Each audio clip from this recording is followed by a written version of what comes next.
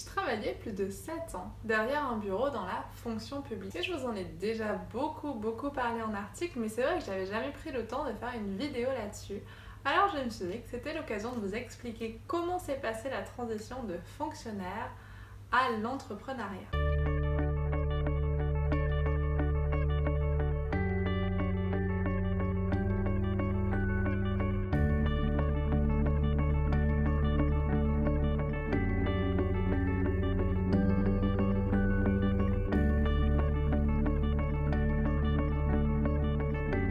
Techniquement, je n'ai pas démissionné de la fonction publique. Je suis dans un statut qui s'appelle la mise en disponibilité. C'est-à-dire que pendant 10 ans, j'ai le droit de faire autre chose. Je ne suis plus payée, je n'ai droit ni au chômage, ni à une aide quelconque.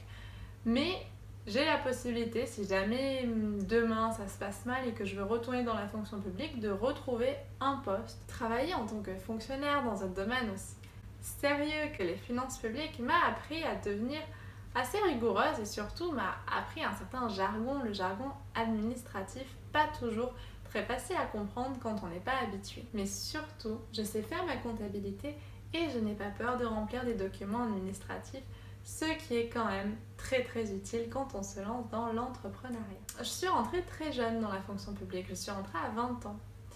Et ça rendait mon parcours assez atypique. Finalement, la plupart de mes collègues avaient déjà travaillé, pour la plupart avaient fait de longues études.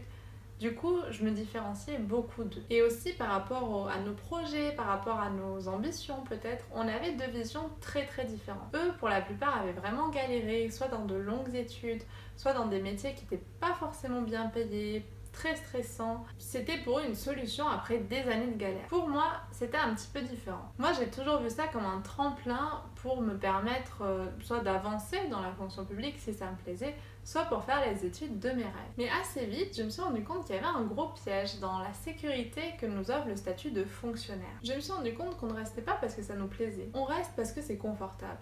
Et finalement, j'ai jamais trouvé de raison suffisamment grande, suffisamment importante pour me permettre d'accepter ce confort. Du coup, j'avais vraiment toutes les cartes en main pour faire le grand saut. Je venais de quitter mes études, j'étais jeune et j'avais beaucoup d'idées, de projets en tout genre. Pourtant, il m'aura fallu 7 ans avant de poser ma mise en disponibilité. La première année, j'ai passé le concours pour atteindre le grade supérieur. Je l'ai eu, donc la deuxième année, j'étais à l'école pour apprendre, j'étais à l'école pendant 8 mois. Ensuite, après avoir eu ce deuxième concours, je me suis dit peut-être que la fonction publique territoriale m'irait mieux. J'ai pensé à passer des concours là-dedans. Au final, je ne l'ai pas fait. Ensuite, j'ai eu une lubie gendarme de montagne.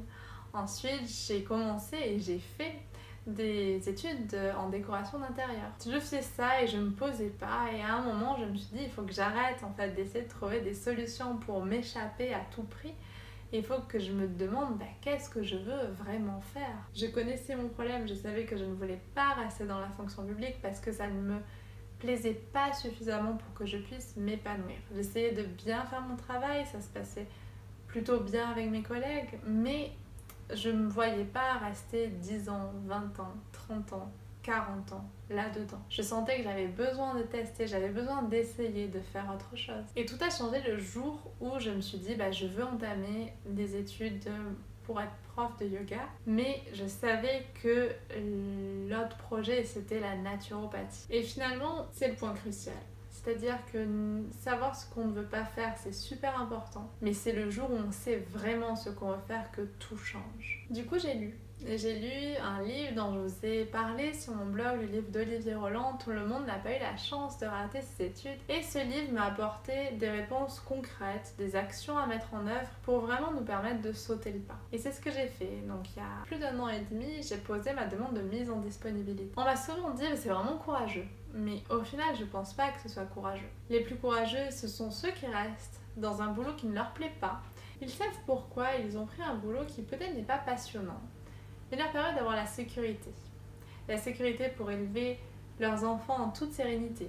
Ils peuvent avoir des vacances, mais surtout, ils sont une aide vraiment très précieuse pour tous les usagers du service public. C'est grâce à eux que l'État fonctionne. Alors oui, j'ai dit non du jour au lendemain à toute ma sécurité, parce que c'est là aussi le deuxième choix que j'ai fait. J'ai décidé de me lancer à 200% dans l'aventure. Tout le monde m'avait dit, et je pense que c'est une bonne idée, de choisir un mi-temps afin de permettre une transition un peu plus en douceur. Le truc, c'est qu'on a tous des caractères différents et on fonctionne tous différemment. Et ce qui est bon pour vous ne sera pas bon pour moi et inversement. Et j'ai choisi de vraiment lancer l'aventure, mon projet à 200%.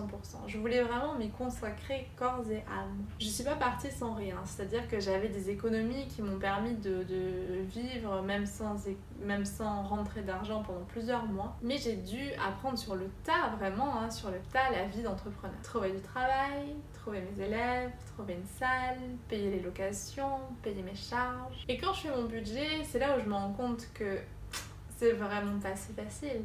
Quand on part en vacances, on n'est pas payé, donc on doit prévoir de prendre des vacances. Et c'est là où j'ai compris que les vacances payées, c'était vraiment extraordinaire, c'était une chance. Et j'avais envie de faire cette vidéo et de conclure là-dessus. Prof de yoga, naturopathe, ça peut faire rêver et c'est vraiment des boulots qui, à moi, me plaisent et je pense me correspondent énormément. Je me sens parfaitement à ma place, mais c'est énormément de travail. Énormément de travail pour être compétent dans son domaine déjà, mais aussi il faut se rendre compte que cette vie d'entrepreneur individuel, cette vie de création d'entreprise, cette vie d'indépendant, c'est comme une longue randonnée.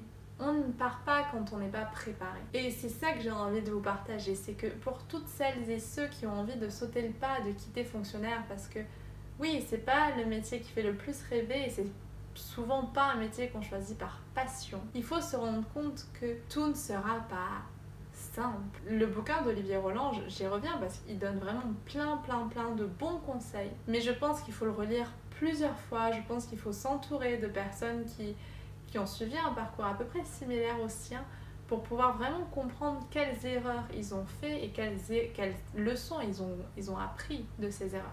C'est que comme ça qu'on apprend en faisant des erreurs. Et aussi la patience. J'ai vraiment réalisé à quel point il fallait être patient, il fallait faire tout sans se dire je vais avoir les fruits en claquant des doigts. Non, quand on plante un pommier, on n'a pas les pommes dans l'année, il faut attendre. Et la vie d'indépendant, c'est exactement la même chose. Il faut avoir la patience de mettre en place petit à petit, tous les jours, de nouvelles actions pour avancer et petit à petit arriver au sommet et pouvoir profiter de la vue. Et je ne suis clairement pas encore au sommet et j'espère que je n'y arriverai jamais parce que je pense que tout est un continuel apprentissage. Alors je continue à apprendre, je continue à me former, rencontrer des gens aussi et se dire mais qu'est-ce qu'ils font mieux que moi et qu'est-ce que je peux apprendre d'eux, qu'est-ce que je peux leur partager. Ça, je trouve que c'est les choses les plus enrichissantes parce que la vie devient un jeu. Chaque jour il y a un nouvel apprentissage, chaque jour on peut évoluer davantage. Et vraiment, je suis très heureuse d'avoir fait le choix, d'avoir ouvert un blog et une chaîne YouTube. Pour beaucoup, je pense que c'est un poids. C'est vrai que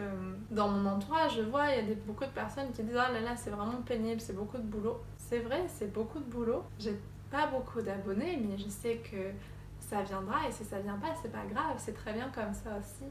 Mais pouvoir partager les infographies, pouvoir partager mes vidéos yoga, pour moi c'est une manière un petit peu de partager ce qui m'a fait le plus de bien et partager aussi une manière pour vous de prendre soin de vous, de chez vous. Ça pour moi c'est vraiment un accomplissement dans ma petite vie d'entrepreneur dont je suis vraiment très contente et j'ai qu'une hâte, c'est pouvoir vous proposer davantage. Donc comme d'habitude, si mon parcours vous a inspiré ou vous a amené des questions ou que vous n'avez pas compris certaines choses, n'hésitez pas à me laisser un commentaire, n'hésitez pas à peut-être partager cette vidéo à votre entourage. Si il y a des personnes qui ont des questions particulières, n'hésitez pas à me les poser, ce sera peut-être l'occasion de faire une autre vidéo.